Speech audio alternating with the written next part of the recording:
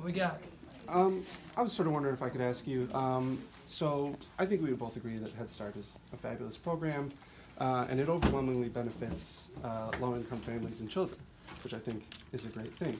But you were also a supporter of the AHCA, which would have cut Medicaid by almost $900 billion. Now, that is also a program that overwhelmingly benefits low-income families and children. So I'm wondering if you could maybe square your visit here today with your vote for a program that would also have been taken advantage of by these families. What we've got to talk about today is the increase in funding that we gave to Head Start and Head Start programs of upwards of $100 million over the last year. It's programs like this that are helping kids and families get the early education that Head Start, that the program was actually designed to address. And I met so many kids here today, the family members, the teachers, the administrators, and this is a facility like the other Head Start facilities that I've been touring over my time in Congress. You really see the action. I take this message back to Washington when we start to discuss how we reprioritize how Washington spends money. And when you talk about health care, which is different than the Head Start debate, and you look at the growth of Medicaid, cutting Medicaid's growth, only in Washington would you consider that a cut of an unsustainable program that's leaving 60 million people behind when it comes to health care coverage in this country is not a success. We've got to do something, and I would hope and pray that we get some bipartisan action on reforming our broken health care system so that those 60 million Americans, many of them with students in Head Start, can actually get coverage or afford to use the coverage that they have. And do you feel that the HCA would have provided them that coverage? How do you feel about the compromise offered by the two senators, the bipartisan compromise offered yesterday? I like any discussion when it comes to bipartisanship and solving this problem with our broken healthcare system. But I'm here today to talk a lot about early education and what it means to families here in Champaign, Illinois, and what it means to families in central and southwestern Illinois. I have not seen the details of that plan. I hope a good compromise gets through the Senate, comes back to the House so that we can take a look at what comes out of there, because that's what I've been clamoring for. It would stabilize the ACA for 2 years. Is that something you're okay with? I want to make sure that we fix the system. I want to see what that stabilization is, and I actually want to see something come out of the Senate, because frankly that's something that we haven't seen a lot of lately when we've got over 250 bills that we passed in the House, most of them by bipartisan majorities, that have yet to see the light of day. Talking a little bit about the healthcare, the tax cut proposal. Tax reform? Tax reform, yes. Is there pressure on Congress to deliver tax reform, to deliver part of Trump's agenda, and do you support tax reform? Well, I support tax reform, obviously. It's something I've campaigned on, just like fixing our broken healthcare system. Anybody that knows me knows those were my priorities when I ran for this office. They're my priorities as a member of Congress. So I want to see action. These ideas for change didn't happen with one presidential election. We should have and could have had bipartisan reforms and bipartisan fixes on both health care and taxes under the last administration during my 4.5 years, but we haven't seen that. So now I'm optimistic because we put together a framework. And you will start to see those who don't want to see action in Washington begin to say they didn't have a say in this process. Well, what's great this time is there's no bill text.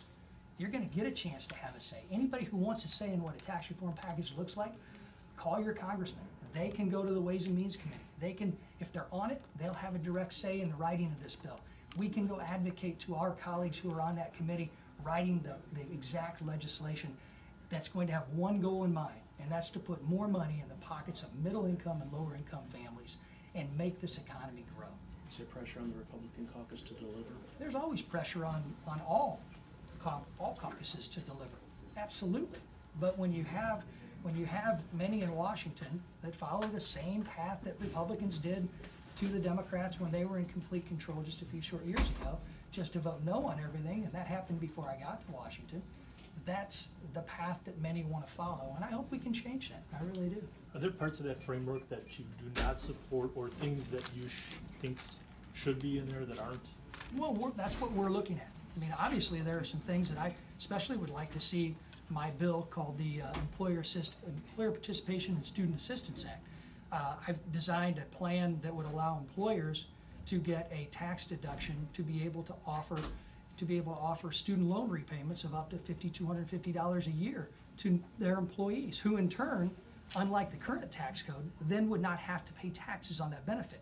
It would equalize student loan repayments with tuition reimbursement programs under our current tax code. So those are things that I would love to see in there, and those are the things that I've advocated for, but that's the process that we now have the opportunity to do. We get a chance to advocate. We'll see what that final bill looks like, and I'll make my decision then. Anything in there that you don't want, that you oppose right now? There's no bill text. I mean, So in the framework the there. framework of lowering taxes, focusing on middle income and lower income families, I don't know how you can say that that's a bad thing. The analysis shows pretty clearly that the current framework would overwhelmingly benefit, you know, the wealthy, the top 1%. So how do you square I that disagree with with? that analysis. And as a matter of fact, you've seen analyses show clearly that upwards of $5,000 in an analysis by the Tax Foundation would go into the pockets of middle-income Illinois families. Well, the Tax Foundation is a conservative leading outlet, and the other analysis show that that's only roughly 50% of middle income. The rest will see either no increase or no And decrease. which or analysis are decrease. you talking about? The From Center, where? the CBPP. Oh, okay, that's- a very conservative outlet, right? I mean, it's That's the the- Congressional Budget Policy and Priorities Committee, which you are a congressman. So Congressional why you Budget don't Office. trust their analysis is I trust a confusing lot to of me. analyses, but I also trust the truth. And when you talk How do you about the determine what's congressional true? budget, you do it by facts. And when you talk about the Congressional Budget Office, it's been great to watch them be able to make mistakes like they did in the Farm Bill that I helped write just a few short years ago. They estimated we would save taxpayers $23 billion in mandatory spending. We've actually saved taxpayers $104 billion. So good conservative policies that cannot be accurately scored by bureaucrats in Washington because they haven't seen them before actually work. And it worked when it came to our ag programs and our SNAP programs, and you're seeing them benefit millions of Americans too, and also addressing our ever skyrocketing debt and deficit in this country. You guys put out a statement that you were disappointed with Rauner's signing of HB 40.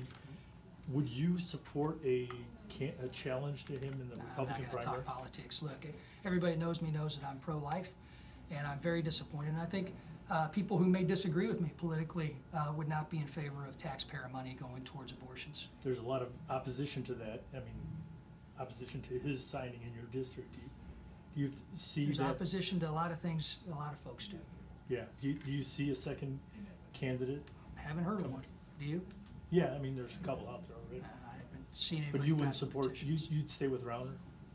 We're gonna talk politics. Look, I've worked with the governor on a wide variety of issues over the last 3 years that he's been in office. And this is a governor that I know is going to continue to work with us on a wide variety of issues. We'll let politics play out. Okay, thank you. Tell us about why you wanted to stop here at Head Start today, why you made that part of your, sorry, let me just phrase this out. Why did you want to visit Head Start today? Well, I came here at the invitation of Delizio Samayo and others who work with the Head Start program right here in Champaign.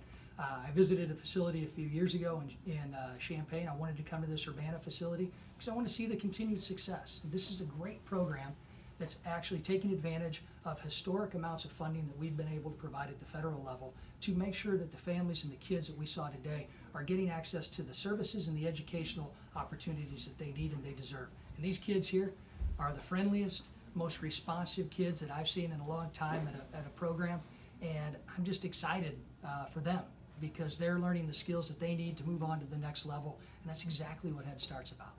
Awesome. Thank you very much. Thank you. Thanks, guys. Thank you. Thanks. Thanks. Thank you. Have a good day. Take care. Thank you.